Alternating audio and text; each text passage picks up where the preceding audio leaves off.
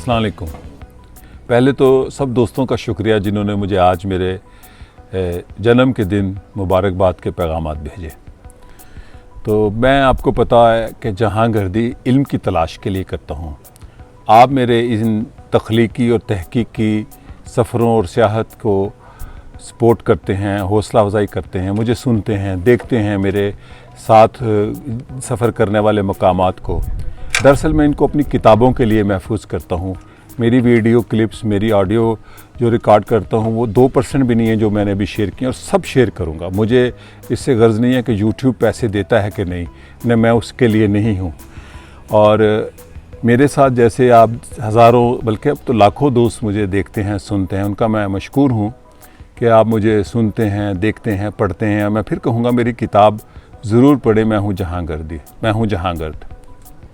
मैं इस वक्त उच्च हिसार में बैठा हूँ। उच्च कहते हैं उच्च 3 को, हिसार किला यानी हिसारी। तो 3 ये बुर्जियाँ हैं और ये कप्पादोकिया के अंदर हैं, लेकिन ये इस कस्बे का नाम उच्च हिसार है, जहाँ पाकिस्तानी सयाह और दुनिया के सयाह सारे अब जाते हैं, बहुत ज़्यादा है। वो जो जिस बस्ती जाते हैं उसको गोरे में कहते हैं। कप्पादोकिया एक खित्ते का नाम है, जैसे पोठुआर है, जैसे सून वादी है, जैसे सराइकी वसेब है, जैसे दुआबा है, ऐसे कप्पादोकिया एक रीजन है। और इस रीजन के अंदर ये वल्केनो जो आतिश फशां फटा और ये चिमनियाँ बनी, और इसके अंदर कुछ नेचुरल गारें बनी और उसके बाद कुछ इंसानों ने गारें बनाई। और इसकी जो तारीख़ है वो तुर्की की सरज़मीन की तारीख़ से जुड़ी हुई है, यानी कि जो यहाँ की अव्वलीन महज़ब तहज़ीब थी वो हत्ताइट थे। तो हत्ताइट्स जो हज़ारों साल पहले, कुछ 4 से 6 हज़ार साल पहले यहाँ पर इस बस्ती में रहते थे, गारों में। लेकिन इसकी जो मुनज़्ज़म तहज़ीब है इस कप्पादोकिया की, इन गारों के शहरों की, वो ईरानियों से मुतल्लिक़ है, तहज़ीब फ़ारस से। उन दिनों ये ख़ित्ता गारों में जो शहर आबाद थे वो अपनी पीक पर थे। और जो कप्पादोकिया के बारे में मौरख़ीन के 2 मायनी हैं। एक ये है कि ये फ़ारसी लफ्ज़ कदीम फ़ारसी कतपतुक्का से बना है। दूसरा ये कि ये कदीम हिटाइट्स और कदीम जो यहाँ की तहज़ीबें हैं उनमें से निकला हुआ लफ्ज़ है, जिसका मतलब है नीचे वाला हिस्सा दुनिया, यानी कि निचला हिस्सा। तो इस हिस्से, इस कप्पादोकिया के अंदर 6-7 बड़े पॉइंट्स हैं सियाहत के, जो गारों के। लेकिन जो ज़्यादातर सयाह आते हैं वो गोरेमे में आते हैं। मैं मेरा ख्याल 30-32 साल बाद कई मरतबा आया हूँ, 4 से 6 मरतबा शायद आया हूँ। आज फिर 30-32 साल बाद यहाँ हूँ। और ये मेरे पीछे उच्च हिसार है, यहाँ ये अब जदीद हो गया। पहले ये इतना जदीद नहीं था, यहाँ पर आम बसेस नहीं थी आती और इतना मुनज़्ज़म नहीं था। अब तो जगह जगह ATM है। उस वक़्त मुझे याद है ऊँट पर एक गाड़ी के साथ भी एक ATM लगी हुई थी। 92 में जो मैंने सफ़र किया था, मरहूम महमूद ज़मां को बड़ा शौक़ था मेरे साथ सफ़र करने का, तो वो मेरे साथ यहाँ वो भी तशरीफ़ लाए। तो कप्पादोकिया जो है, जैसे मैंने कहा, तहज़ीब फ़ारस में बड़ा अहम शहर था और बड़ा महज़ब मुनज़्ज़म शहर था। और यहाँ के चने बड़े मशहूर हैं। और ये भी बताता चलूँ कि तुर्की में काले चने भी होते हैं, वो भी कप्पादोकिया नोहत उनको कहते हैं चने को। तो सियाह चने भी यहाँ होते हैं जो मेरे पसंदीदा हैं। फिर ये इसकी जो जब ईरानियों को शिकस्त हुई, ख़ुसूसन सिकंदर आज़म के बाद, फिर ये यूनानियों के पास चला गया, रोमन, बेज़ंतीनियन। तो रोमन पीरियड में बड़ा इसने फ्लोरिश किया और क्रिश्चियनिटी का ये एक किस्म का मरकज़ बन गया। यहाँ पर चर्चेस बने और यहाँ पर, लेकिन मैं फिर बताता चलूँ कि जो ईरानियों के आतिश कदे थे वो भी यहाँ मौजूद हैं, उसके आसार भी। और कहा जाता है कि उनके बिलीफ भी यहाँ पे थे। लेकिन यहाँ पर जो कदीम रोमन, बाज़ंतीनियन और यूनानी थे वो 1923 तक उनके असरात थे। यहाँ पर एक ऐसी ग्रीक लैंग्वेज बोली जाती थी जो कि कदीम यूनानी ज़बान से थी। और ख़ुसूसन ये यहाँ पर 3 बड़े शहर हैं अंडरग्राउंड, जहाँ पर 5,000 से 20,000 तक लोग ज़ेरे ज़मीन रहते थे। ऊपर एक होल है, नीचे 4-4, 3-3, 6-6 मंजिला पूरे शहर हैं। घोड़े, मवेशी, माल लेके वहाँ रहते थे, और ख़ुसूसन हमलावरों से। और जब मुसलमानों ने, अरबों ने हमला किया तो कहा जाता है कि उनकी बड़ी पनाह गाहें जो थीं कप्पादोकिया के लोगों की, वो यही थीं। और उसके बाद जो यूनानी तो तनाज़ा हुआ तो यूनानी भी उन पनाह गाहों में हिस्सा ज़ेरे ज़मीन शहर में लेते रहे। और वो यूनानी ज़बान मतरूक नहीं हुई तकरीबन, जो कदीम बाज़ंतीनी यूनानी ज़बान थी। 1923 में जब रिपब्लिक बनी और तुर्कों ने आज़ादी ली यूनान से, फ़्रांस से, बरतानिया से, अलाइड फोर्सेस से, तो जो आबादी का एक्सचेंज हुआ तुर्कों का और यूनानियों का, उसके बाद यहाँ पर आखिरी यूनानी भी चले गए। लेकिन यहाँ पर इनके पूरे पूरे शहर हैं, गिरजे हैं, शानदार हैं। एक यहाँ पर एलहारा वैली है जो दरिया के साथ साथ है, और उसके लिए 2 ऊंचे पहाड़ों से नीचे उतरना पड़ता है। मैं 2003 के सफ़र में वहाँ भी सफ़र किया था, और कल मैं अंडरग्राउंड शहर में दोबारा गया था। मैंने दोस्तों को नहीं बताया, लेकिन वहाँ मेरे साथ फिर एक हादसा हुआ कि मैंने एक तंग सी सुरंग थी जो बिल्कुल मैं नीचे होके चल रहा था और कैमरा मेरे साथ था।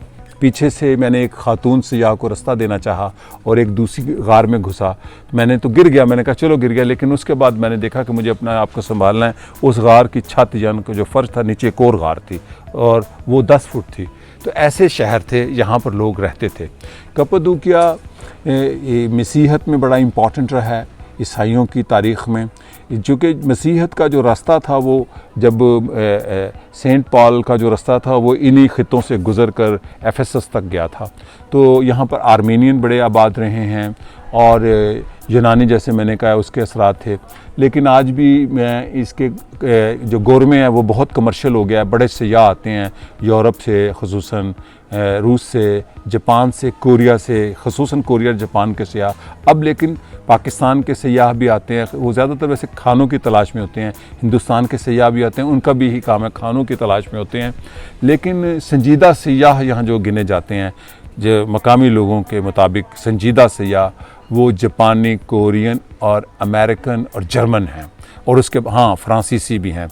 और अरब सयाह यहाँ कम आते हैं, जैसे तुर्की के बाकी ख़ित्तों में बहुत अरब सयाह आते हैं पिछले 8-10 सालों से, जो अरब ख़ित्तों से या UAE से, कुवैत से, दुबई से। तो कप्पादोकिया जो है ये एक गर्म ख़ित्ता है, लेकिन शाम बड़ी शानदार होती है यहाँ की। और यहाँ के दहकानों का ये इलाका है, ज़राई इलाका है। मेरी एक दोस्त ज़ैनब कारा ख़ान मेरी पुरानी दोस्त है, और वो बड़ी यहाँ से ताल्लुक़ रखती है। उसके पास वो कुर्ता भी है, किसी दिन मैं दिखाऊंगा, जो 200 साल पुराना है। कप्पादोकिया उसकी पड़नानी के ज़माने का कुर्ता है।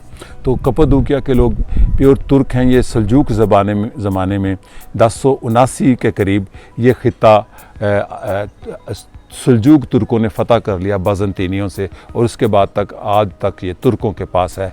यूनानियों से जब आखिरी जंग लड़ी थी सकारिया में, अगर वो जंग हार जाते तो सारा तुर्की यूनान के पास, कुछ फ्रांस, कुछ शाम, कुछ इसराइल के पास होता। तो अतातुर्क ने ये मुल्क जंग लड़ के लिया। जैसे मैं बार बार ये कहता हूँ, ये नारे लगा के, तकरीरें करके नहीं, तुर्कों ने, किसानों ने। और तुर्की की आज़ादी की जो जंग थी, उसमें फ़ौज के साथ तुर्क किसानों ने हिस्सा लिया था। ये बहुत अहम बात है, ख़ुसूसन इन ख़ित्तों के। और यहाँ पर एक और शहर है नेफ शहर के करीबी, यहाँ पर एक बहुत बड़े सूफ़ी का है बेक्ताश वली। तुर्क तारीख़ में आज की हमअसर ज़माने में जो अलवी हैं वो बेक्ताश वली के फॉलोअर हैं, और तुर्की की तकरीबन यानी 20% से ज़्यादा आबादी, यानी कि क्वार्टर आबादी अलवियों पर है। हाजी बेक्ताश वली एक कमाल के सूफ़ी हैं। उनके मज़ार पे भी मैं जाता हूँ, और वहाँ उर्स होता है अगस्त में।